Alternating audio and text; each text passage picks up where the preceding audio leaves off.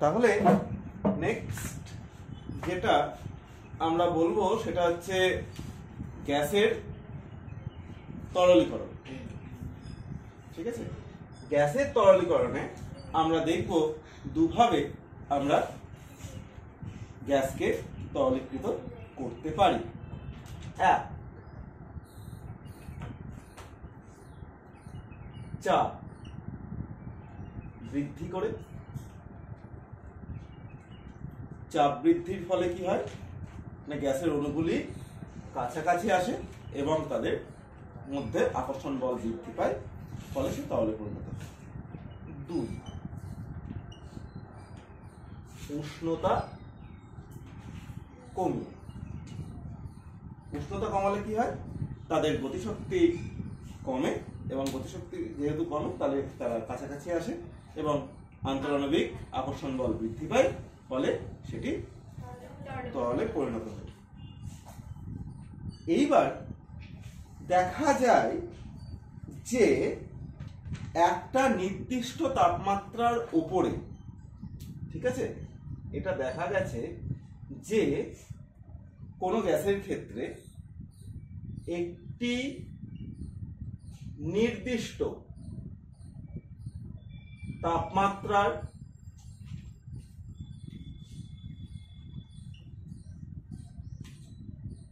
উপরে, ঠিক আছে, আমি যতই একটি নির্দিষ্ট তাপমাত্রার উপরে আমি যতই চাপ প্রয়োগ করি না কেন, সেই গ্যাসটিকে আমি কোনো মতেই তরলে পরিণত করতে পারবো না। ঠিক আছে, এই যে চাপ বৃদ্ধি করে তরলে পরিণত করা যাচ্ছে, কিন্তু প্রত্যেকটি গ্যাসের ক্ষেত্রে একটি নির্দিষ্ট তাপমাত্রার উপরে তাকে আমি যতই চাপ দিই না কেন, ঠিক আছে, আমি তাকে কখনোই তরলে চাপ বৃদ্ধি করলেও তরলে পরিণত করা যায় না।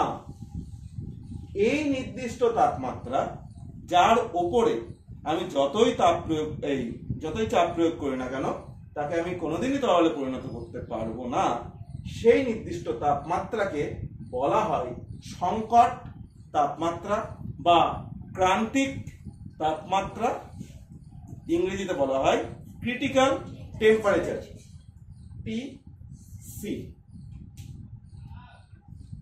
নেক্সট, এই যে টিসিতে অর্থাৎ সংকট তাপমাত্রায় বা ক্রান্তিক তাপমাত্রায় সর্বনিম্ন যে চাপ প্রয়োগ করে গ্যাস তরলে পরিণত হয় সেই চাপকে বলা হয় পিসি, ক্রিটিক্যাল প্রেসার, ক্রান্তিক চাপ বা সংকট চাপ। ঠিক আছে, টিসি এবং পিসিতে অর্থাৎ ক্রান্তিক তাপমাত্রা ও ক্রান্তিক চাপে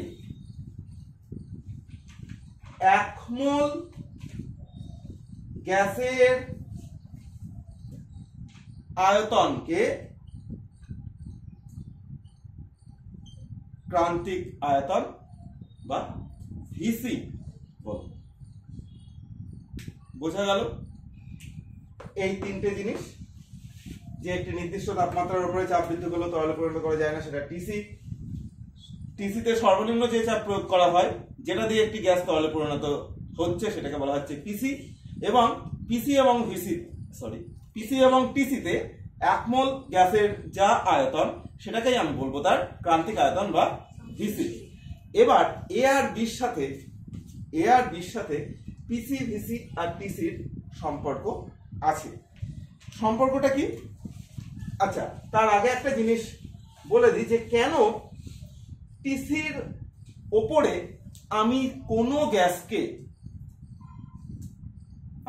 গ্যাসকে যতই ইচ্ছা চাপ প্রয়োগ করি না কেন সেটাকে আমি তরলে পরিণত করতে পারবো না। ঠিক আছে, এইবার তার কারণটা কি?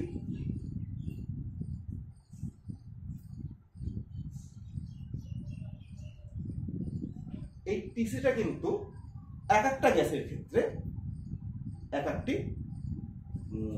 নির্দিষ্ট, মানে প্রত্যেকটা গ্যাসের ক্ষেত্রে এটা আলাদা আলাদা। তাহলে টিসিতে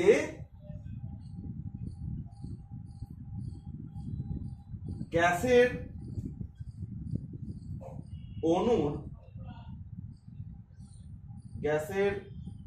অণুগুলির গতিশক্তি টিসিতে না, বা টিসির ওপরে, ঠিক আছে, টিসির ওপরে, টিসি যে তাপমাত্রা তার উপরে গ্যাসের অণুগুলির গতিশক্তি এতটাই বেশি হয় যে তাদেরকে কাছাকাছি আনা সম্ভবপর নয়। ঠিক আছে, যে তাদের কাছাকাছি আনা যায় না। তাকে যদি গ্যাসের অণুগুলোকে আমি কাছাকাছি নাই আনতে পারি তাহলে সেটা কোনোদিনই কিন্তু তরলে পরিণত হবে না। বোঝা গেল? আর এটা থেকে আর একটা জিনিসও বোঝা যায়, যার টিসি, যে গ্যাসের টিসি যত বেশি হবে, ঠিক আছে, তত আমার কাছে বেশি স্কোপ থাকবে উচ্চ তাপমাত্রায়ও সেটাকে তরলে পরিণত করার। ঠিক আছে, তাহলে এটাও একটা জিনিস মনে রাখতে হবে, যার টিসি যত বেশি, ঠিক আছে,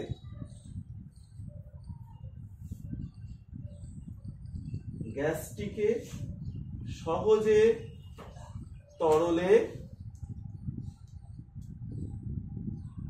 পরিণত করা যায়। ঠিক আছে, টিসি যত বেশি হবে গ্যাসটিকে আমি তত সহজে তরলে পরিণত করতে পারবো। বোঝা গেল? আচ্ছা, এইবার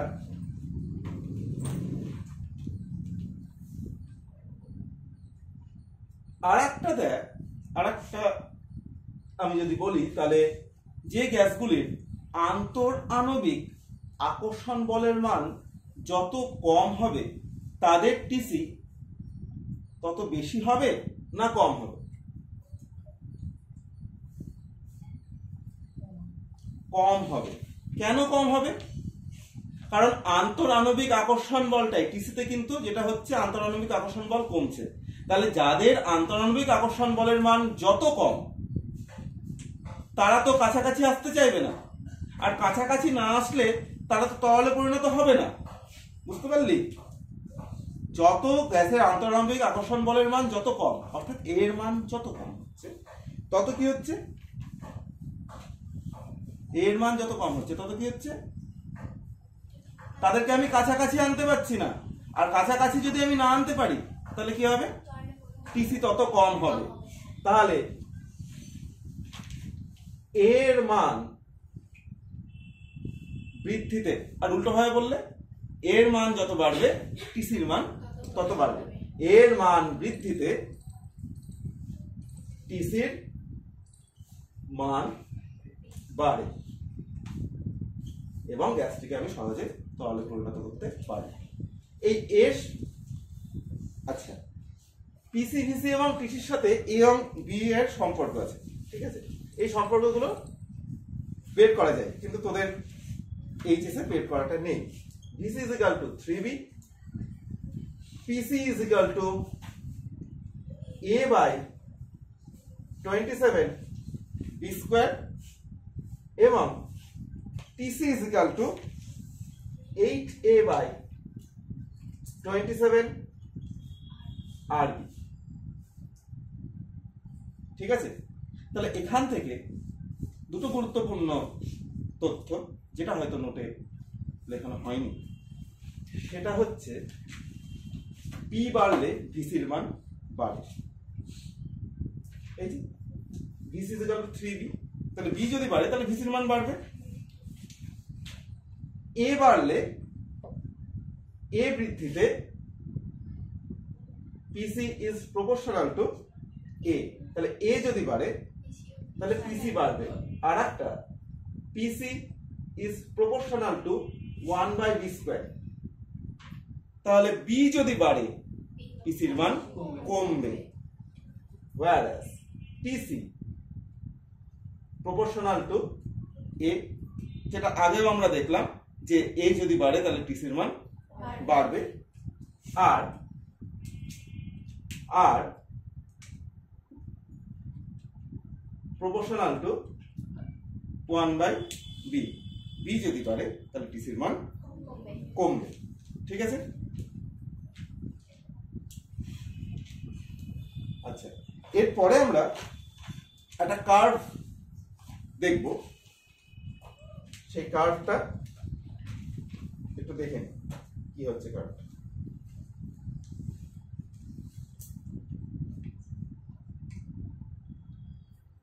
আচ্ছা, কার্ভটা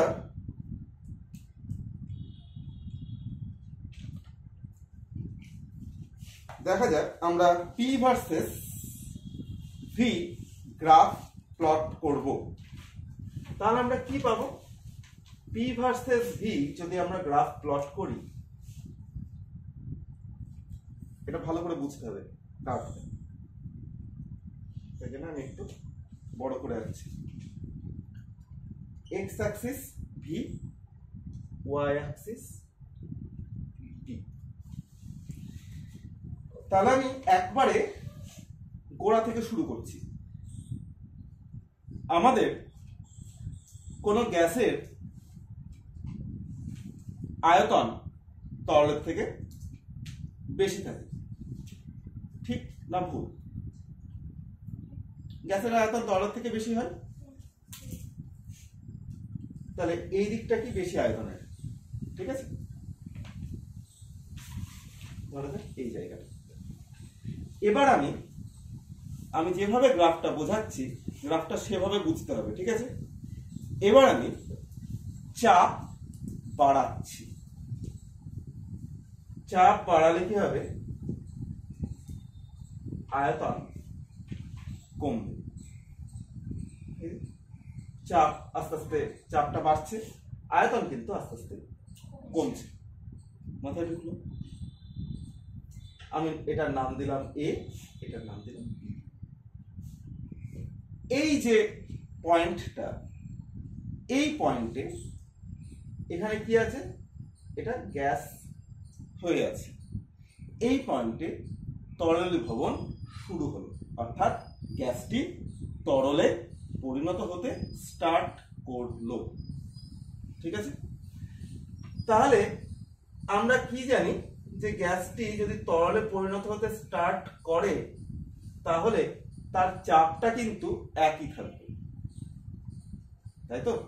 তার চাপ একই থাকবে, কিন্তু তার আয়তন কমে যাবে। কারণ এখানে চাপ কেন এক থাকছে? কারণ আমরা জানি যে কোনো পদার্থের অবস্থান্তরের সময় যখন অবস্থার পরিবর্তন হচ্ছে বা দশার পরিবর্তন হচ্ছে, অর্থাৎ তরল থেকে কঠিন বা কঠিন থেকে তরল বা তরল থেকে গ্যাসীয় বা গ্যাসীয় থেকে তরল, এই অবস্থাগুলো যখন হচ্ছে প্রত্যেক ক্ষেত্রে আমরা দেখেছি নির্দিষ্ট চাপ এবং নির্দিষ্ট উষ্ণতাই হয়। যদি তোমরা একটু ছোট ক্লাসের দিকে নেমে যাও তাহলে স্ফুটনাঙ্কের সংজ্ঞায় আমরা কি করেছিলাম? নির্দিষ্ট চাপ এবং নির্দিষ্ট চাপে যে উষ্ণতায় কোন তরল ফোটে তাকে বলা হয় তার স্ফুটনাঙ্ক। আমি কি নির্দিষ্ট করেছিলাম সেখানে? চাপ। এবং উষ্ণতাটাও নির্দিষ্ট যতক্ষণ সেই প্রসেসটা হবে। অর্থাৎ আমি বলতে পারি যে একটি জল ফুটছে তাহলে 100 ডিগ্রি সেন্টিগ্রেড উষ্ণতায় এবং 1 বায়ুমণ্ডলীয় চাপে সেই উষ্ণতাটা 100 ডিগ্রি থাকবে, আর প্রেসারটাও 1 বায়ুমণ্ডলীয় চাপই হবে যতক্ষণ না সমগ্র জলটি ফুটে বাষ্পে পরিণত হচ্ছে। সেই একই জিনিস, এই গ্যাসটি এই অবস্থায় তরলীভূত হতে আরম্ভ করলো, তাহলে এই অবস্থায় তার চাপ নির্দিষ্ট থাকবে এবং উষ্ণতাও কিন্তু নির্দিষ্ট থাকবে। এটাকে আমরা বলছি সি, এটাকে আমরা বলছি সি। তাহলে এই সিতে কি আছে?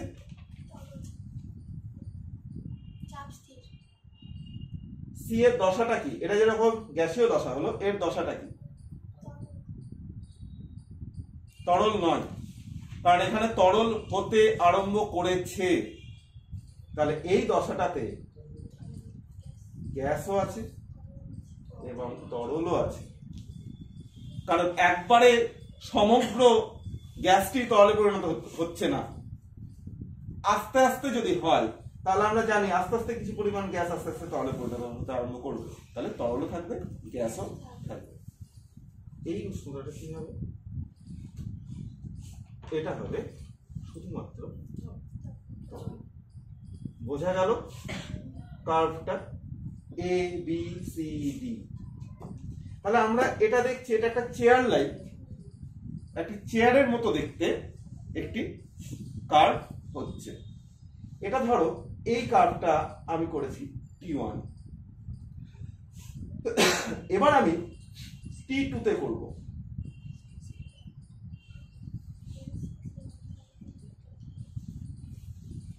আমি যথারীতি এ ড্যাশ,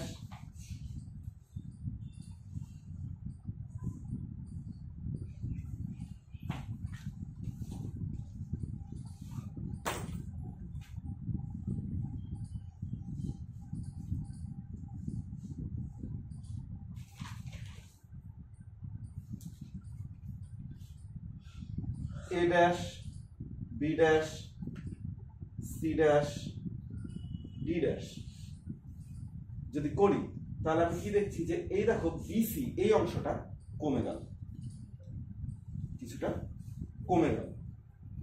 এরকম করে করে একটা জায়গা আসতে পারে যে যখন এই অংশটা শুধু একটা বিন্দুতে রূপান্তরিত হবে। বোঝা গেল?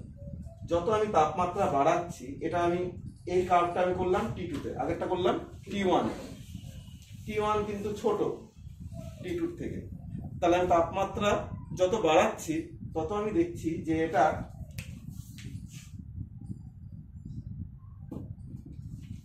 তত আমি দেখব উষ্ণতা যত বাড়াচ্ছি তত আমি দেখবো যে এই অংশটুকু আস্তে আস্তে কমছে, এই অংশটুকু আস্তে আস্তে কমছে এবং একটা অবস্থায় আসবে যখন এটা বিন্দুর মতো হবে।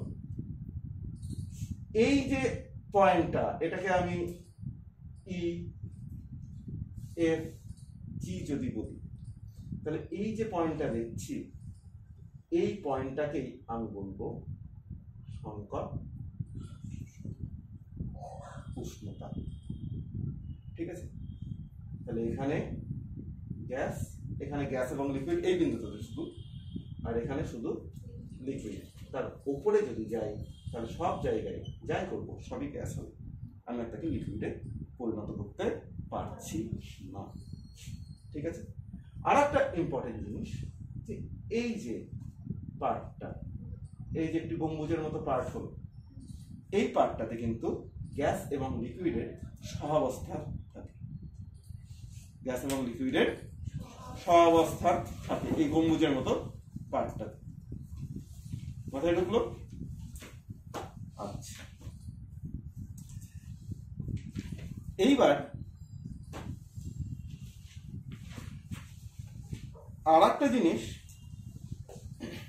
আমি বলে দিই, গ্যাস এবং বাষ্প কাকে বলে। মনে রাখতে হবে সংকট উষ্ণতার ওপরে যে পদার্থটি থাকে তাকে আমরা বলবো গ্যাস। সংকট উষ্ণতার নিচে যদি হয়ে যায় তাহলে বাষ্প বলবো। একটা বাস্তব উদাহরণ দিই। ধরা যাক যে এই কার্ডটা আমার লাগবে, তাই না আমি এখন মুছছি না, আমি এই জায়গাটায় দেখাচ্ছি। ধরা যাক তাহলে এই জায়গাটা কি হলো আমার টিসি, তাই তো? ধরা যাক TC of CO2 30.98 degree centigrade. এবার বলো দেখি, আমরা যদি টিসিটাকে 31 ডিগ্রি, প্রায় 31 ডিগ্রি ধরো, 31 ডিগ্রির ওপরে যদি CO2 কে তরলে পরিণত করতে চাই, আমরা কি পারবো? পারবো না।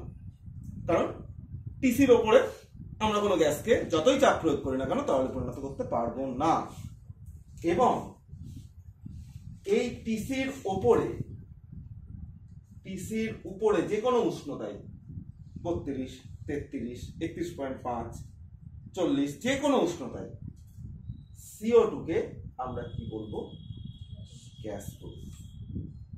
কিন্তু টিসির নিচে আমরা CO2 কে বাষ্প বলবো, ভেপার, বাষ্প। এটা একটা মজার কথা যে আমরা গ্যাসকে কোনোদিন, এই যে আমরা বলি যে আমরা গ্যাসকে তরলীভূত করছি, সায়েন্টিফিক্যালি যদি দেখি গ্যাসকে তরলীভূত করা যায় না, বাষ্পকে তরলীভূত করা যায়।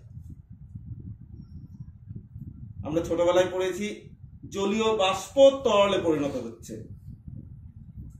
যদি তোমরা মনে করে দেখো তাহলে সব জায়গায় পড়া আছে জলীয় বাষ্প তরলে পরিণত হয়। একবারও কিন্তু বলা হয় না যে H2O গ্যাস, H2O গ্যাসীয় অবস্থায় তরলে পরিণত হয়। কোথাও পড়েছি H2O গ্যাস তরলে পরিণত হচ্ছে? সব জায়গায় আছে জলীয় বাষ্প, অর্থাৎ H2O কে আমি বাষ্প হিসেবে কল্পনা করছি। কেন কল্পনা করছি না, তার টিসির মান অনেকটা উপরে এবং তাই জন্য সেই উষ্ণতার নিচে আমি H2O কে বাষ্প রূপে ধরবো। তাহলে গ্যাস আর বাষ্পর মধ্যে এটা একটা ইন্টারেস্টিং ব্যাপার বলেই আমি লিখেছি যে গ্যাস এবং বাষ্প কি আছে সেটা আমি বলে দিলাম, কোনটাকে কখন গ্যাস বলবো আর কাকে কখন বাষ্প বলবো। আচ্ছা, এখন মনে রাখতে হবে যে কিছু কিছু গ্যাস, যেরকম কিছু গ্যাস যেমন ধরে রাখো H2, He, O2, N2, ঠিক আছে? এদের ক্ষেত্রে সংকট উষ্ণতা অর্থাৎ টিসি কম। তাহলে টিসি কম মানে কি? তাদেরকে আমরা সহজে তরলে পরিণত করতে পারবো না, তাই তো? অন্যদিকে CO2 তো দেখালাম 31 ডিগ্রি সেন্টিগ্রেড হচ্ছে, অর্থাৎ যথেষ্ট বেশি।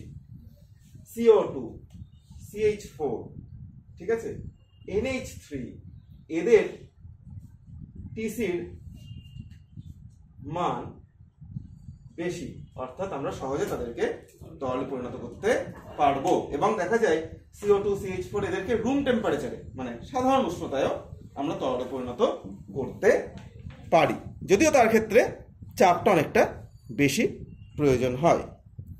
আচ্ছা, এরপরে কন্টিনিউটি অফ স্টেট এর পরের ভিডিওতে বলছি।